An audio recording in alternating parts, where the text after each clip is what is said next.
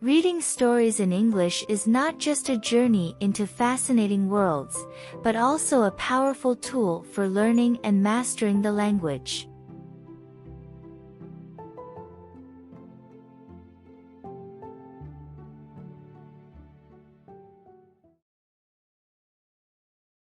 Chapter 1. The Beginning of a Dream. Boy with Big Ideas. Steve Jobs was born on February 24, 1955, in San Francisco, California. His biological parents, Joanne Schiebel and Abdul Fattah Jandali, were young and unable to raise him. Joanne came from a strict Catholic family, and her father did not approve of her relationship with Abdul Fattah, who was from Syria. As a result, they decided to put their baby up for adoption. Steve was adopted by Paul and Clara Jobs, a loving couple who promised to give him a good education and a happy life. Paul was a mechanic who loved fixing cars, and Clara was an accountant. They lived in a small house in Mountain View, California, an area that would later become known as Silicon Valley, the heart of the technology world. From a very young age, Steve showed signs of being different. He was curious, creative, and always asking questions. His parents encouraged him to explore his interests. One of Steve's favorite places was the garage. His father gave him a small workbench there. "This is your space now," Paul said. "You can build whatever you want here." Steve's eyes lit up. He loved taking things apart to see how they worked. Radios, televisions, and even clocks. Nothing was safe from his curious hands. At school, Steve was bright but often bored. He didn't like following rules and preferred to do things his own way. His teachers sometimes found him difficult, but they also noticed his intelligence. One teacher, Mrs. Imogene Hill, saw his potential and encouraged him to learn more. She even gave him special projects to keep him interested. Steve's interest in electronics grew when he was in high school. He attended Homestead High School, where he met John McCullum, a teacher who ran an electronics club. John became Steve's mentor and taught him about circuits, wires, and how to build things. Steve loved it. He once said, "I always thought of myself as a humanities person, but I liked electronics." During this time, Steve also discovered his passion for design and simplicity. He took a calligraphy class, which later influenced the beautiful fonts and designs in Apple products. "I learned about serif and sans serif typefaces, about varying the space between letters," he said. "It was beautiful, historical, and artistic in a way that science can't capture." Steve's curiosity wasn't limited to technology. He was also interested in philosophy, music, and literature. He read books by thinkers like Shakespeare, Plato, and Bob Dylan. These influences shaped his worldview and helped him think differently about life and creativity. Meeting Steve Wozniak. In 1969, Steve met someone who would change his life. Steve Wozniak, or Woz. Woz was a brilliant engineer who loved building computers. They met through a mutual friend, Bill Fernandez, who thought the two Steves would get along because of their shared love for technology. Woz was shy and quiet, but when it came to electronics, he was a genius. He had already built his first computer, which he called the cream soda computer, because he and Bill drank cream soda while working on it. Steve was fascinated by Woz's creations. One day, Woz showed Steve a new computer he had built. "Look at this," Woz said excitedly. "It's a computer that can do amazing things." Steve was impressed. "We can sell this," he said. "People will love it." Woz wasn't sure at first. He built computers for fun, not for money. But Steve had a vision. He saw a future where everyone could have a computer at home. "Imagine," Steve said, "a world where computers are easy to use and accessible to everyone. We can make that happen." Their friendship grew stronger, and they started working on projects together. One of their first collaborations was the Blue Box, a device that allowed people to make free long-distance phone calls. They sold these boxes to their friends and classmates, learning valuable lessons about business and innovation. Steve and Woz were a perfect team. Woz was the technical genius, and Steve was the visionary who knew how to sell ideas. Together they dreamed of creating something big. Little did they know, their dreams would soon become reality. One evening while working on a new project, Steve turned to Woz and said, "We're going to change the world, Woz. People don't even know it yet, but they need what we're building." Woz smiled and replied, "I just like building things, but if we can help people, that's even better." Steve's confidence and determination were contagious. He believed in their ideas even when others didn't. This belief would become one of his greatest strengths in the years to come. Chapter 2. The Garage Startup. In 1976, Steve Jobs and Steve Wozniak decided to start their own company. They called it Apple Computer, named after Steve's favorite fruit and the idea of simplicity. "It sounded fun, spirited, and not intimidating," Steve later said. The first Apple computer, the Apple I, was built by Woz in Steve's parents' garage. It was a simple machine, but it was revolutionary for its time. Woz designed it, and Steve handled the business side. They didn't have much money, so they had to be creative. Steve sold his Volkswagen van, and Woz sold his expensive calculator to raise funds. One day, Steve walked into a local computer store called the Byte Shop and said, "I have a product that will change the world." The owner, Paul Terrell, was curious.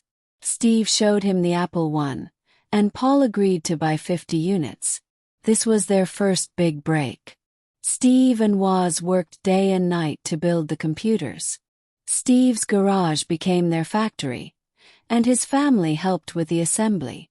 Clara Jobs, Steve's mother, even helped with the soldering. "It was a family effort," Steve later recalled. The Apple I was a success, but Steve knew they could do better. He wanted to create a computer that was not just for hobbyists but for everyone. "Computers should be easy to use and beautiful," he said. This vision led to the creation of the Apple II. The Apple II revolution. The Apple II was a game changer. It was the first computer designed for ordinary people, not just engineers or scientists. Woz worked hard to make it user-friendly, and Steve focused on the design. He wanted it to look elegant and modern. One of Steve's key decisions was to include a plastic case for the Apple II. Most computers at the time were sold as kits or had metal cases, but Steve insisted on a sleek, professional look. "People don't just buy technology, they buy what it represents," he said. The Apple II also had color graphics and a keyboard, which made it stand out from other computers. Steve and Woz presented it at the West Coast Computer Fair in 1977, and it was a huge success. People lined up to see it, and orders started pouring in. Steve's marketing skills were crucial. He knew how to sell the Apple II as more than just a machine. "This isn't just a computer," he told customers. "It's a tool for creativity and freedom." The Apple II made Apple Computer a major player in the tech industry. By 1980, the company was worth millions of dollars. Steve was only 25 years old, but he was already a millionaire. However, success came with challenges. Steve and Woz had different visions for the company. Woz wanted to focus on engineering, while Steve was more interested in design and business. "Woz is a genius, but he's not a businessman," Steve once said. Despite their differences, Steve and Woz remained friends and partners. Together they had created something extraordinary. The Apple II was not just a product. It was the beginning of a revolution. Chapter 3. The Macintosh Era. By the early 1980s, Apple was growing fast, but Steve Jobs wanted more. He wasn't satisfied with just the Apple II. He wanted to create something revolutionary. That's when he started working on the Macintosh, a computer that would change everything. Steve saw the Macintosh as a computer for everyone. It's not just a tool for engineers, he said. It's for artists, writers, teachers, and students. He wanted it to be easy to use, with a graphical interface that anyone could understand. The development of the Macintosh was a huge challenge. Steve pushed his team hard, demanding perfection. "We're not just building a computer," he told them. "We're building the future." He wanted every detail to be perfect, from the design of the case to the way the computer sounded when it turned on. One of the most important features of the Macintosh was its graphical user interface. Instead of typing commands, users could click on icons with a mouse. This was a big change from other computers at the time. Steve believed this would make computers more accessible to ordinary people. In 1984, Apple introduced the Macintosh with a famous commercial during the Super Bowl. The ad showed a young woman running into a dark room and throwing a hammer at a giant screen. The message was clear. Apple was breaking the rules and changing the world. The Macintosh was a success, but it wasn't perfect. It was expensive and some people thought it was too slow. Still, it was a major step forward in computer design. "We're not just selling a product," Steve said. "We're selling a vision of the future." Leaving Apple. Despite the success of the Macintosh, things at Apple were not going well for Steve. He had always been a demanding and sometimes difficult leader, and this caused tension with other executives. In 1985, after a power struggle with the company's CEO, John Sculley, Steve was forced out of Apple. It was a devastating moment for Steve. "I felt like I had been punched in the stomach," he said. Apple was his life, and now he was no longer part of it. But Steve didn't give up. He decided to start over and prove that he could still change the world. After leaving Apple, Steve founded a new company called NeXT. He wanted to create computers for education and business. NeXT computers were advanced, but they were also expensive, and they didn't sell well. Still, Steve learned a lot from the experience. During this time, Steve also bought a small animation studio called Pixar. At first, Pixar was struggling, but Steve believed in its potential. He invested his own money and encouraged the team to keep going. Steve's time away from Apple was difficult, but it was also a time of growth. He learned to be a better leader and to focus on what really mattered. "Getting fired from Apple was the best thing that could have ever happened to me," he said later. "It freed me to enter one of the most creative periods of my life." Chapter 4. New Beginning. NeXT and Pixar. After leaving Apple in 1985, Steve Jobs didn't waste any time. He was determined to prove that he could still change the world, even without Apple. That same year, he founded a new company called NeXT, with the goal of creating powerful computers for education and business. Steve wanted NeXT computers to be the best in the world, with cutting-edge technology and elegant design. The first NeXT computer, called the NeXT Cube, was introduced in 1988. It was a beautiful machine with a sleek black case and advanced features. The computer was designed to be user-friendly, with a graphical interface similar to the Macintosh. However, it was also very expensive, costing around $6,500, which was far more than most people could afford. Despite its high price, the NeXT Cube was a technological marvel. It had a high-resolution display, a fast processor, and a built-in optical drive, which was rare at the time. Steve was proud of what he had created. "We're not just building computers," he said. "We're building tools for the future." However, NeXT struggled to find its place in the market. The high cost of the computers made them inaccessible to most consumers, and the company faced stiff competition from other tech giants. Despite these challenges, Steve remained optimistic. He believed that NeXT software, called NeXT was revolutionary. "This software is the future," he said. "It's going to change the way people use computers." While NeXT was struggling, Steve also invested in a small animation studio called Pixar. At the time, Pixar was a tiny company with big dreams. They specialized in computer graphics and had created a few short films, but they were not yet successful.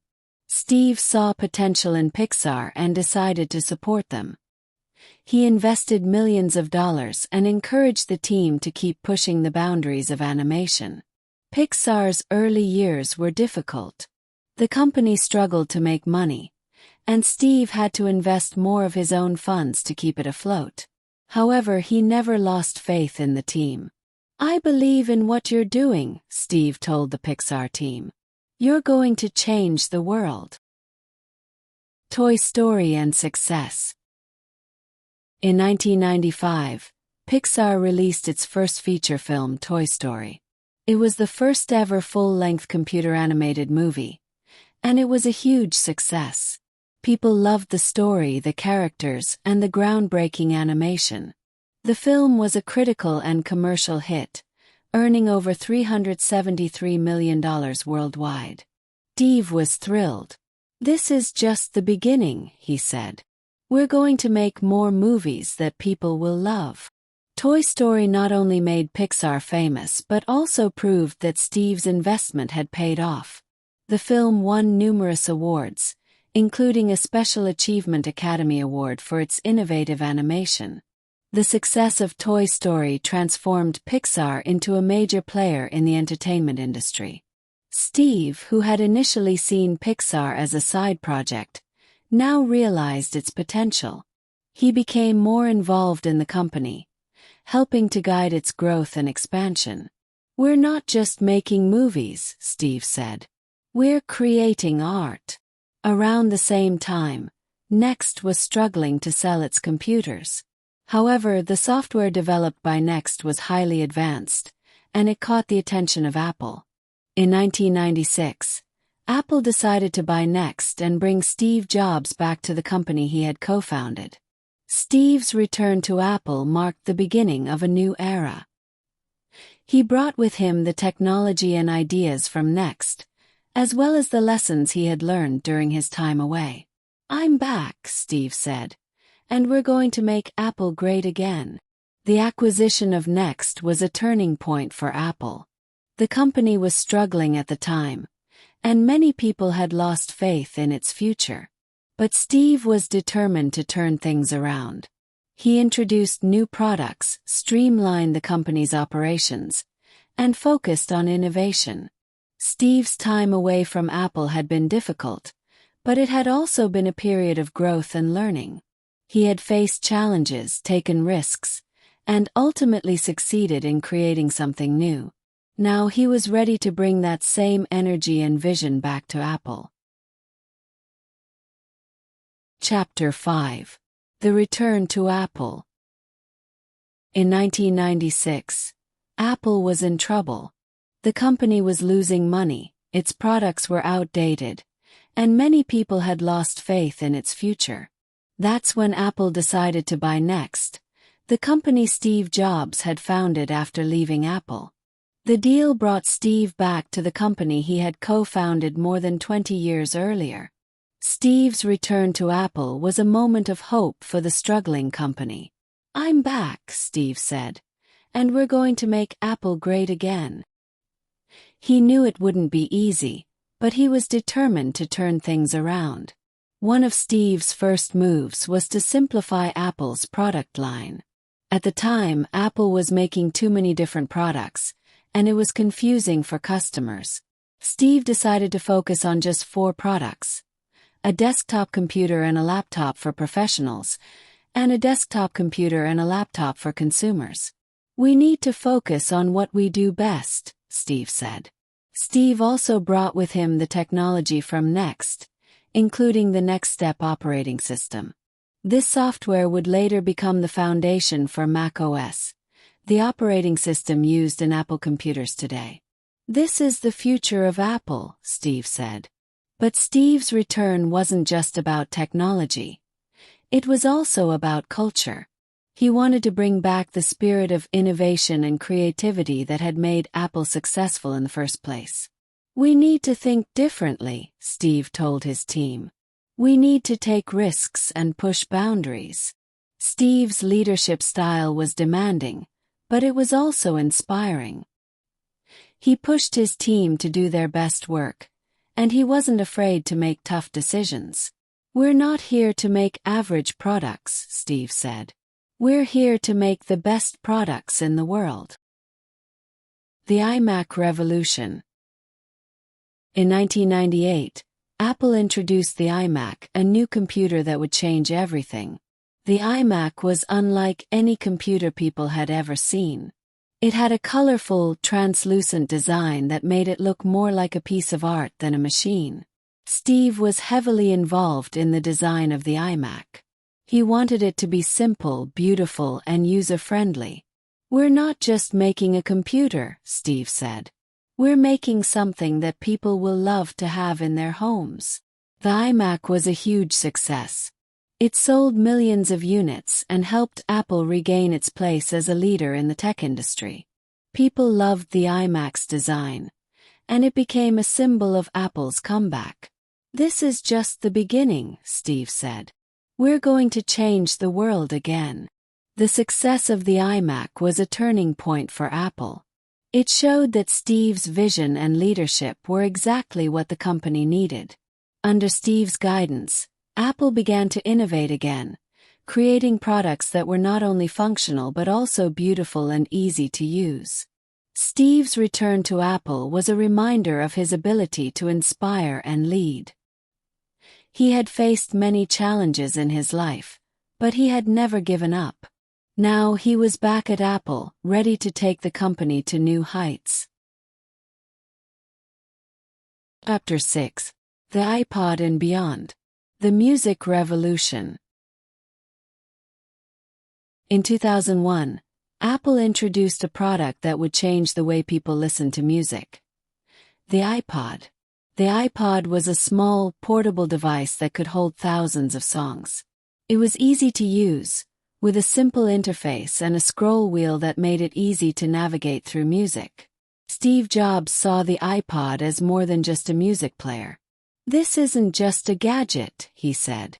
"It's a way to carry your entire music library in your pocket." The iPod was an instant success, and it quickly became a must-have device for music lovers. One of the key features of the iPod was its integration with iTunes, Apple's music software. iTunes made it easy to organize and transfer music to the iPod. "We're not just selling a device," Steve said. "We're selling an experience." The success of the iPod helped Apple expand beyond computers and into the world of consumer electronics. It also marked the beginning of a new era for the company, one focused on innovation and design. "We're not just following trends," Steve said. "We're setting them." The iTunes Store. In 2003, Apple launched the iTunes Store, an online platform where people could buy and download music. The iTunes Store was a game changer for the music industry. It made it easy for people to buy individual songs instead of entire albums, and it offered a legal alternative to piracy. Steve Jobs worked closely with music labels to make the iTunes Store a reality. "We're not just creating a store," he said. "We're creating a new way for people to enjoy music." The iTunes Store was a huge success, and it quickly became the largest music retailer in the world. The success of the iPod and the iTunes Store helped Apple become one of the most valuable companies in the world. It also solidified Steve Jobs' reputation as a visionary leader. "We're not just making products," Steve said. "We're making tools that enrich people's lives." The impact of the iPod. The iPod not only changed the way people listened to music but also had a profound impact on the tech industry. It showed that Apple could innovate beyond computers and create products that people loved. Steve Jobs believed that the iPod was just the beginning. "We're going to keep pushing the boundaries," he said. "We're going to keep making products that change the world." The success of the iPod also paved the way for future Apple products, like the iPhone and the iPad. It showed that Apple could dominate multiple markets and create products that were both functional and beautiful. Chapter 7. The iPhone Era. In 2007, a man named Steve Jobs went on a stage. He was in a big place with many people. Steve worked for a company called Apple. Apple makes computers and phones. That day, Steve was going to show a new phone. Steve said, "Today, Apple will change the phone." People were very excited. They wanted to see the new phone. Steve showed the iPhone. The iPhone was different from other phones. It was not just a phone. It was also an iPod, a thing to listen to music. And it was also a way to use the internet. All in one thing. The iPhone had a screen that you could touch. It did not have many buttons like other phones. Steve thought buttons were hard to use. He wanted the iPhone to be easy. He said, "You don't need a book to use it. It just works." People could use their fingers to do things on the screen. They could call their friends, listen to music, and find things on the internet. It was all very easy. When Apple sold the iPhone, many people wanted one. They waited in very long lines. Some people waited all night. They wanted to be the first to have the new phone. The iPhone became very popular. Many people around the world bought an iPhone. Steve Jobs was very happy. He said, "This is the best thing we have made."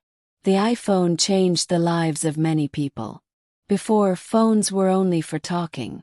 Now, with the iPhone, people could do many things. They could send messages to their friends, watch videos, play games, and find information. They could use the iPhone for work and for fun. The iPhone made it easier to connect with other people. Steve Jobs said, "We are not just making a phone. We are making something that changes how you live." The App Store. 1 year later, in 2008, Apple did something new. They opened a store on the internet called the App Store. The App Store was a place where people could download apps for their iPhones. Apps are small programs that do different things.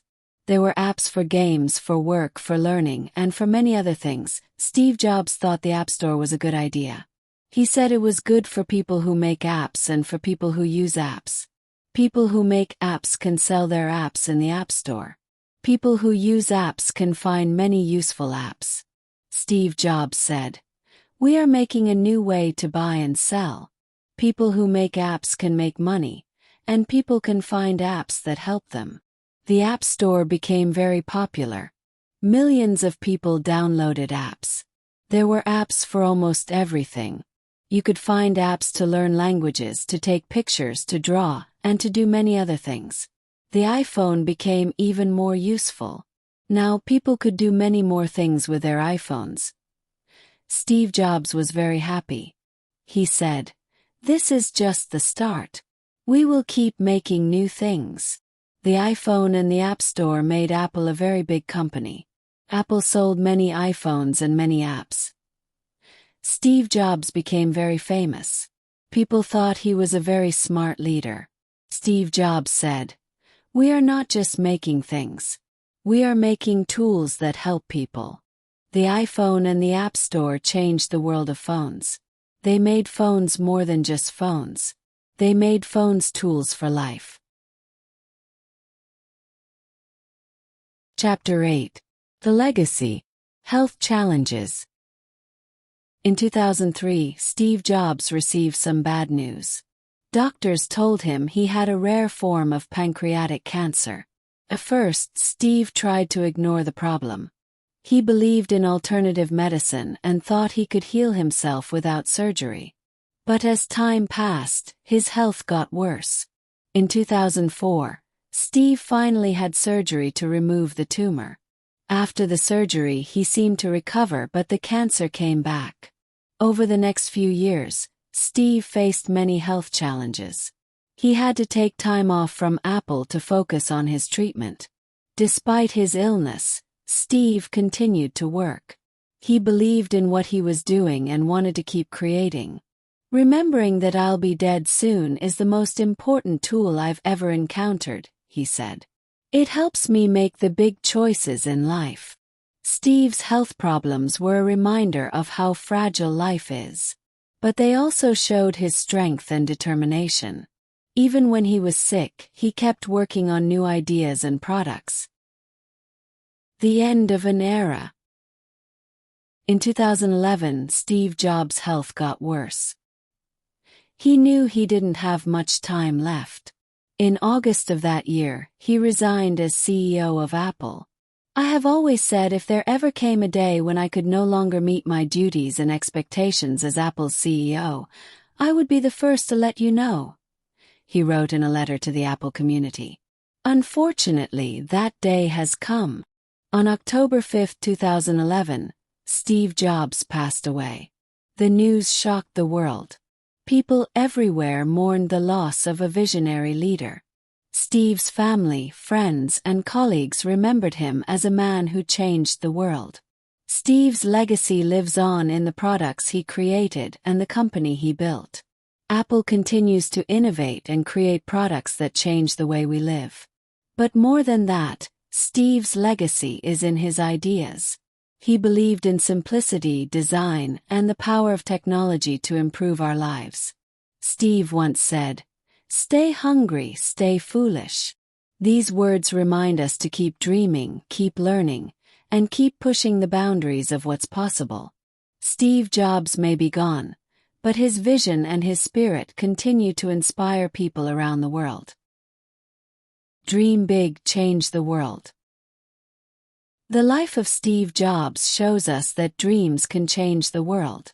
If you work hard and believe in your ideas, you can do amazing things. Steve started in a garage, but he didn't stop there. He created products that changed how we live, work, and play. His story teaches us to think differently and to believe in our dreams. Steve faced many problems in his life. He was fired from Apple, the company he started. He also had serious health problems. But he never gave up. He kept working, kept dreaming, and kept creating. His story reminds us that mistakes and failures are not the end. They are just steps on the way to success. Today, Steve's legacy lives on. Every time we use an iPhone, a Mac, or an iPad, we see his vision. But more than that, Steve left us a message. Stay hungry, stay foolish. This means we should always be curious, always want to learn more, and always be brave enough to try new things. Steve Jobs showed us that anyone can change the world. You don't need to be rich or famous to start. You just need an idea, passion, and the courage to follow your dreams. So, what will you create today? The world is waiting for your ideas. Si te ha gustado el vídeo, suscríbete y dadle a la campanita. Nos vemos en el siguiente vídeo.